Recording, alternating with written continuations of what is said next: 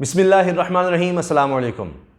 चीन और अमेरिका के दरमियान कशीदगी बढ़ती जा रही है, मामला बिगड़ता जा रहा है, बात बढ़ती चली जा रही है और इसमें भारत बहुत अहम किरदार अदा कर रहा है। इस बारे में हम बात करेंगे और अब चीन ने जवाबी वार क्या किया है अमेरिका पर, इस वीडियो में हम ये बात करेंगे। इसके साथ साथ एक और बहुत ही बड़ी स्टेटमेंट आ गई है अमेरिका की तरफ से। अमेरिकी वज़ीर दिफा ने यह ऐलान कर दिया है कि एशिया में हम फोर्सेस मज़ीद भेजेंगे और चीन का घेराव करेंगे। इसकी तफसील मेरे पास है और वॉल स्ट्रीट जर्नल ने इस बारे में बता दिया है और भारतीय मीडिया भी इसको बहुत ज़्यादा हाईलाइट कर रहा है, बड़ा खुश हो रहा है। इसके अलावा एक तशवीशनाक बात यह है और पूरी दुनिया के लिए कि अब आलमी ताकतों की जंग ये खला तक पहुँच गई है और अब तो खला में ये लोग आमने सामने आ गए हैं, खला में हथियार ले जाए जा रहे हैं। ये क्या कहानी है और इसके बारे में बीबीसी क्या कह रहा है। बरतानिया ने, अमेरिका ने रूस पर बहुत बड़ा इल्ज़ाम लगा दिया है, तशवीश का इजहार किया है। ये सब बातें हम करेंगे। सबसे पहले बात कर लेते हैं चीन के जवाबी वार की। आपको पता ही होगा कि अमेरिका ने ह्यूस्टन में मौजूद चीनी कौंसल खाने को बंद करने का कह दिया था और बहुत से इल्ज़ाम लगाए गए। चीन ने अब जवाबी वार किया है और इसका इशारा चीन पहले ही दे चुका था कि अब हम सोच समझ के जवाब देंगे। उन्होंने कहा था ये अमेरिका ने अच्छा नहीं किया। अब चेंगडू में अमेरिकी कौंसल खाने को बंद करने के अहकाम जारी कर दिए गए हैं।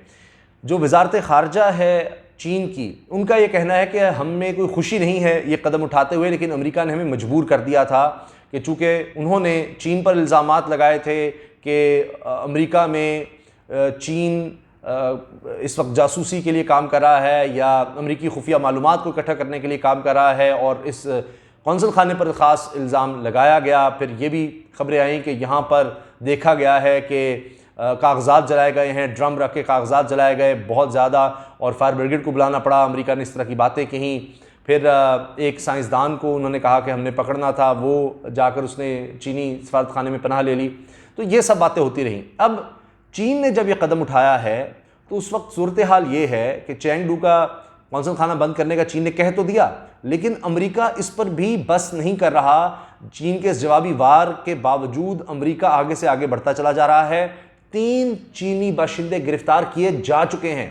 आखिरी इत्तलात तक 3 चीनी बाशिंदे गिरफ्तार किए जा चुके हैं अमेरिका की तरफ से और एक की तलाश जारी है। ये अमेरिका कह रहा है, उनकी FBI कह रही है अमेरिका की। और यह भी कहा गया है उनकी तरफ से, अमेरिका की तरफ से, कि 25 ऐसे लोग हैं, 25 चीनी ऐसे लोग हैं जिनसे पूछगछ की जा रही है। अब ये मामला बढ़ता जा रहा है। अमेरिका ये कहता है कि इनके ताल्लुकात हैं इन लोगों के पीपल्स लिबरेशन आर्मी यानी चीन की फ़ौज के साथ, उनकी इंटेलिजेंस के साथ इन लोगों के रवाबित हैं, लिहाजा हमने इनको इंटेरोगेट करना है, इनको पकड़ना है। अब तो गिरफ्तारी तक बात चली गई है। तो और कई लोग हैं अमेरिका जिनके पीछे है और इससे चीन को बहुत ज़्यादा तशवीश है और चीन पहले ही अलर्ट जारी कर चुका है अपने वहाँ पर जितने भी शहरी हैं उनके लिए कि वो मोहतात रहें और अमेरिका इस तरह का काम कर सकता है। तो अब ये गिरफ्तारियाँ करना, ये तो एक कदम और आगे मामला चला गया है। अगर आप ये सोच रहे हैं कि ये तो बड़ी कशीदगी हो गई, तो अगली खबर और ज़्यादा तशवीशनाक है इलाके के लिए और इसमें भारत का बड़ा अहम किरदार है। भारत इसमें शय दे रहा है और चीन इस बारे में बार बार लिख रहा है। उनके अखबारात, चीन का मीडिया ये बता रहा है कि अमेरिका फोर्स कर रहा है भारत को कि वो टकराए चीन से। अब भारत ये कर रहा है कि अमेरिका को बीच में इन्वॉल्व करता चला जा रहा है और बड़ा खुश हो रहा है कि अमेरिका बहादुर बीच में आ गया तो कमाल हो जाएगा। तो उनके लिए बहुत बड़ी ही कह लें खबर आ गई है, चूँकि इसीलिए भारतीय मीडिया इसको बहुत ज़्यादा हाईलाइट कर रहा है। अगरचे वॉल स्ट्रीट जर्नल ने भी इस बारे में बताया है कि वज़ीर दिफा, अमेरिका के वज़ीर दिफा मार्क एस्पर ने बयान दे दिया है कि अब हम चीन का घेराव करेंगे, मज़ीद घेराव करेंगे, एशिया में अपनी फोर्सेस बढ़ाएंगे, उनको और ज़्यादा एक्टिवेट करेंगे ताकि हम चीन को रोक सकें और कोई अगर लड़ाई की सूरत होती है तो फिर हम चीन पर हमला करने की पोजीशन में हो, चीन का भरपूर जवाब देने की पोजीशन में हो। ये बात कर दी है। लेकिन अजीब बात यह है कि साथ ही वो ये कह रहे हैं कि हम अब भी बातचीत के हामी हैं और इस साल के आखिर तक मार्क एस्पर वज़ीर दिफा अमेरिका के वो ये कह रहे हैं कि मैं चीन का दौरा भी करूँगा। अब इस बारे में पहले ही आपको खबर दे चुका हूँ कि एक तरफ अमेरिका के वज़ीर दिफा जाकर चीन से मामला दुरुस्त करना चाहते हैं, लेकिन साथ साथ वो भारत को इस्तेमाल करना चाहते हैं। तो भारत को भी दिखा रहे हैं कि बिल्कुल तुम लगे रहो, हम तुम्हारे साथ हैं और इसीलिए इस वक्त जंगी मशक़ें भी हो रही हैं समंदर में। भारत और अमेरिका मिलकर ये जंगी मशक़ें कर रहे हैं और सबको पता है कि भारत और अमेरिका मिलकर ये जंगी मशक़ें जब कर रहे हैं तो इसका मकसद यही है कि चीन पर धाक बिठाने की कोशिश है, चीन को वाज़ेह पैगाम देने की कोशिश है। और बयान तो कुछ और दिए जा रहे हैं कि जी ये हिस्सा होता है, इससे हमारी सलाहियत बढ़ेगी। जो अमेरिकी रियर एडमिरल हैं जिम कुर्क, उन्होंने भी ये कहा है कि इससे किसी भी मुमकिन हमले की वजह से दहशतगर्दी हो, बहरी क़ज़ाक़ी हो, उसके लिए हमने इससे बहुत कुछ सीखा है और हमारी सलाहियत, जंगी सलाहियत बहुत ज़्यादा बढ़ गई है। और इससे पहले भारत और भी कई मुल्कों के साथ इस तरह की जंगी मशक़ें कर चुका है। लेकिन अब मार्क एस्पर, अमेरिका के वज़ीर दिफ़ा का जो बयान है, मैं आपको पढ़कर भी सुना दूँगा ताकि उससे आपको वाज़ेह तौर पर पता लग जाएगा कि ये जंगी मशक़ें ऐसे ही नहीं हो रही।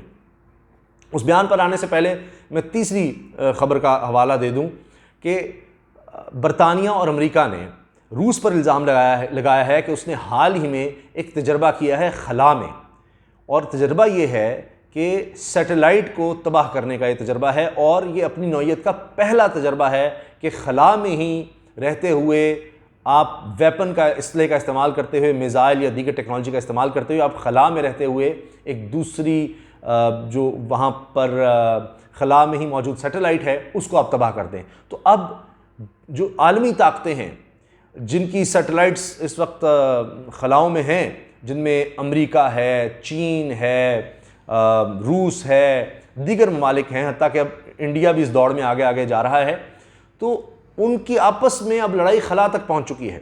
मैंने जैसा कि अपनी वीडियो में बताया था वो तफसील आप देख सकते हैं कि मरीख पर मिशन भेज चुका है चीन, और अब अमेरिका कह रहा है कि उसने भी 30 जुलाई को मिशन भेजना है मरीख पर। तो ये वहाँ तक मामला पहुँच चुका है। ये बड़ा ही ख़तरनाक है, चूँकि अब बरतानिया अमेरिका ने भी कहा है कि जी इस तरह से नहीं करना चाहिए था, बहुत से मुआहदे हैं, लेकिन इस चीज़ का भी बाकायदा को मुआहदा नहीं है कि इस तरह का कोई तजर्बा नहीं करेगा। रूस ने इस इल्ज़ाम को रद्द कर दिया है ये कहकर कि जी ये तो हमने एक वैसे ही साइंसी तजर्बा किया है, अपनी सलाहियत चेक कर रहे थे हम खला में और ये सब बातें। मगर इससे पहले चीन, रूस, अमेरिका और अब कहा जाता है कि इंडिया भी इस चीज़ में आगे जा रहा है कि ज़मीन पर रहते हुए यहाँ से मिज़ाइल और लेज़र भी इस्तेमाल करके आप सैटेलाइट को खला में तबाह कर सकें। लेकिन रूस ने ये पहला तजर्बा किया है कि खला में रहते हुए ही आप खला में मौजूद सैटेलाइट को तबाह कर सकें।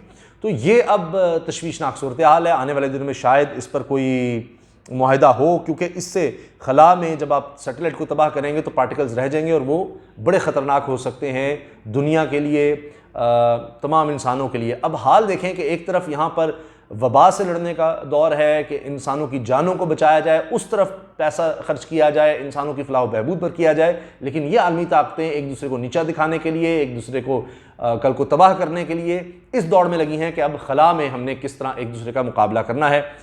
अब इससे पहले जो मैं अर्ज़ कर रहा था कि मार्क एस्पर, वज़ीर दिफ़ा अमेरिका के, उनका जो बयान है बहुत ही अहमियत का हामिल है।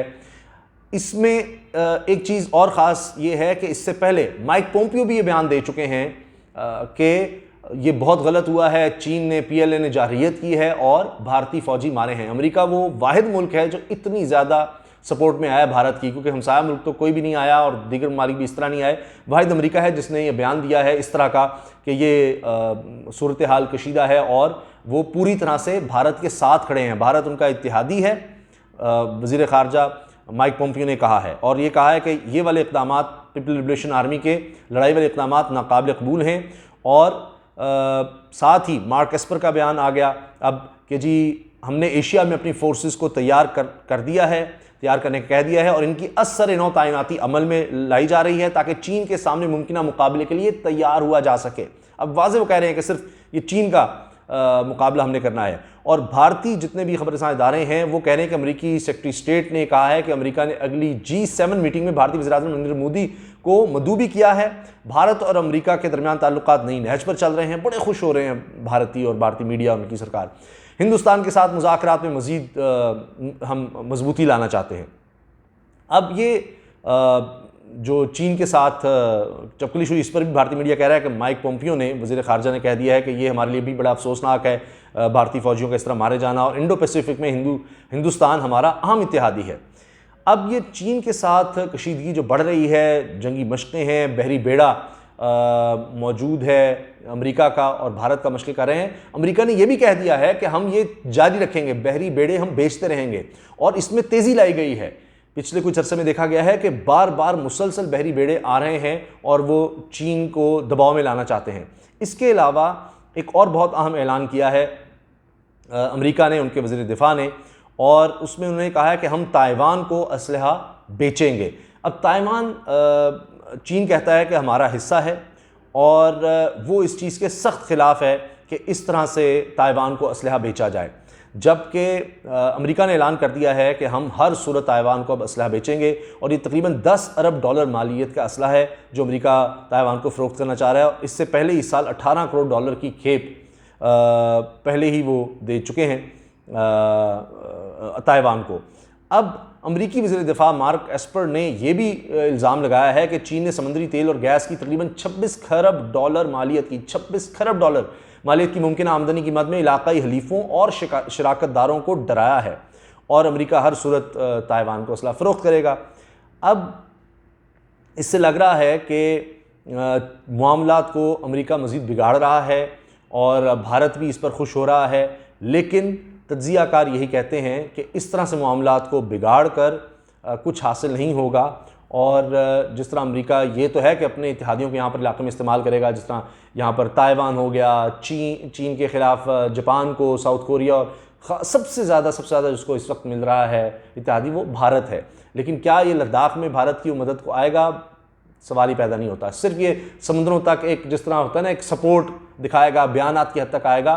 क्या वो भारत की खातिर या चीन को नीचा दिखाने की खातिर जंग की तरफ जाएगा?